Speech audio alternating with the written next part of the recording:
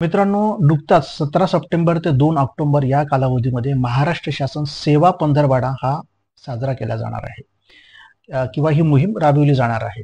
तर नक्की ही सेवा पंधरवडा मोहीम काय आहे हे आपण समजावून घेणार आहोत. बघा, 1 सप्टेंबर 2025 चा हा शासन निर्णय आहे, ज्यामध्ये त्याने काय म्हटलेलं आहे तर छत्रपती शिवाजी महाराज महाराजस्व अभियानांतर्गत राष्ट्रनेता पंतप्रधान श्री नरेंद्र मोदी यांचा जन्मदिन दिनांक 17 सप्टेंबर 2025 ते राष्ट्रपिता महात्मा गांधी यांची जयंती दिनांक 2 ऑक्टोबर 2025 या कालावधीमध्ये सेवा पंधरवडा साजरा करण्याबाबत.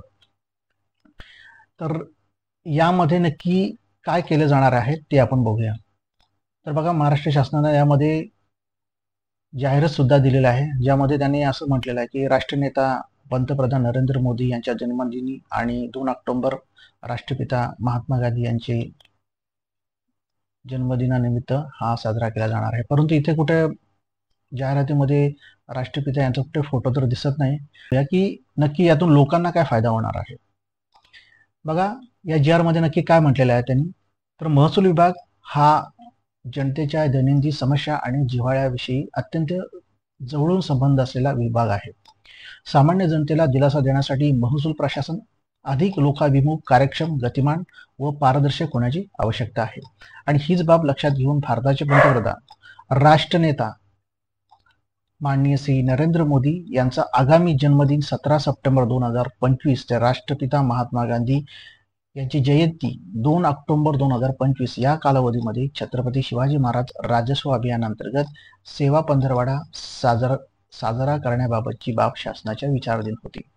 सेवा पंधरवड्यामध्ये राबवायचे उपक्रम हे यापूर्वीपासून राबविण्यात येत असून पंधरवड्यादरम्यान व त्यानंतरही निरंतरपणे राबवले जाणारे हे उपक्रम आहेत. मात्र या कालावधीमध्ये सदर उपक्रम मोहीम स्वरूपात युद्ध पातळीवर राबवायचे आहेत. त्या अनुषंगाने महाराष्ट्र शासनाने पुढील प्रमाणे निर्णय घेतलेला आहे. तर बघा, यामध्ये शासनाने काय निर्णय घेतलेला आहे तर एकूण हे अभियान आहे ती एकूण 3 टप्प्यामध्ये केले जाणार आहे. पहिला टप्पा आहे ज्यामध्ये पानंद रस्ते विषयक मोहीम हाताळली जाणार आहे. दुसरा टप्पा आहे ज्यामध्ये सर्वांसाठी घरे उपक्रमासाठी पूरक उपक्रम राबविले जाणार आहेत. आणि तिसरा टप्पा जो आहे यामध्ये त्यांनी काय सांगितलेलं आहे की जिल्हाधिकारी यांनी स्थानिक परिस्थितीचा विचार करून नाविन्यपूर्ण उपक्रम राबवायचे आहेत. तर बघूया आपण या टप्प्यामध्ये कशा पद्धतीने हे राबवले जाणार. बघा, पहिला टप्पा आहे तो 17 सप्टेंबर ते 22 सप्टेंबर 2025 मध्ये.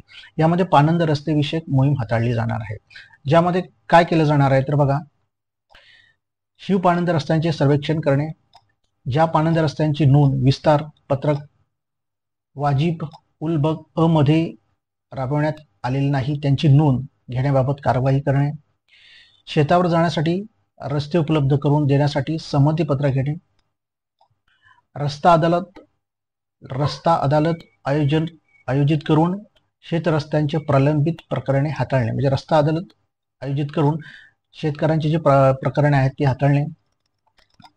तिसरं त्याने काय म्हटलेलं की शेत रस्त्यांची मोजणी व सीमांकन करणे, शेत रस्त्यांची मोजणी आहे आणि त्याचे सीमांकन करायचं आहे. हे पहिल्या टप्प्यामध्ये केलं जाणार आहे. दुसऱ्या टप्प्यामध्ये ते काय केले जाणार आहे बघा, दुसरा टप्पा आहे तो 23 सप्टेंबर ते 27 सप्टेंबर 2025 यामध्ये राबविला जाणार आहे. यामध्ये सर्वांसाठी घरे हा उपक्रम राबविला जाणार आहे. तर यामध्ये काय केलं जाणार आहे, सर्वांसाठी घरे या उपक्रमाअंतर्गत घर बांधण्यासाठी निर्बाध्यरित्या वाटपास उपलब्ध असलेली शासकीय जमीन कब्जा हक्काने प्रदान करणे. बघा, ज्या शासकीय जमिनी आहेत ज्यांच्यावर अतिक्रमण झालेलं किंवा जी पूर्वीपासून राहत आहेत या लोकांना कब्जा हक्काने ती प्रदान करायची आहेत. दुसरं त्याने काय सांगितलेलं की सदर उपक्रमासाठी अस्तित्वातील रहिवासी प्रयोजनासाठी असलेली शासकीय जमिनीवरील अतिक्रमणे नियमातील तरतुदीनुसार नियमानुकूल करणे, म्हणजे जी शासकीय जमिनीवर अतिक्रमण झालेली आहे ती नियमातील तरतुदीनुसार नियमानुकूलित करणे असं म्हटलेलं आहे त्यांनी. आणि त्यांनी आणखी काय म्हटलेलं बघा, तर महाराष्ट्र महसूल विभाग शासन निर्णय दिनांक 14/12/1998 मधील तरतुदीनुसार आरक्षण विकास आराखड्यातील सुसंगत असल्यास शहरातील जमिनीवरील गायरान नोंदी कमी करून त्या जमिनीवरील अतिक्रमणे नियमानुकूल करणे, तसेच आरक्षण विकास आराखड्याशी सुसंगत नसल्यास अतिक्रमण नियमानुसार करण्यासाठी आरक्षण बदलाचे प्रस्ताव सादर करणे. या अशा पद्धतीनं दुसऱ्या टप्प्यामध्ये हे सगळं केलं जाणार. आता त्यांनी दुसरं काय म्हटलेलं आहे बघा, की सर्वांसाठी घरे या योजनेअंतर्गत शासकीय जमिनी वाटप केलेल्या अतिक्रमण नियमानुकूल केलेल्या लाभार्थ्यांचे जमिनीचे पट्टे वाटप करणे. यामध्ये त्यांनी खाजगी मिळकतदारांना पट्टे वाटप करणे, रहिवासी प्रयोजनासाठी शासकीय जमिनी प्रदान केलेल्या जे मिळकतधारक आहेत, नंतर शासकीय जमिनी घरांसाठी अतिक्रमण जे केलेलं आहे त्याने नियमाकुल केलेले मिळकतदार, याच्यामध्ये अशा पद्धतीने त्यांना पात्र लाभार्थ्यांना जमिनीचे पट्टे वाटप करायचे आहेत.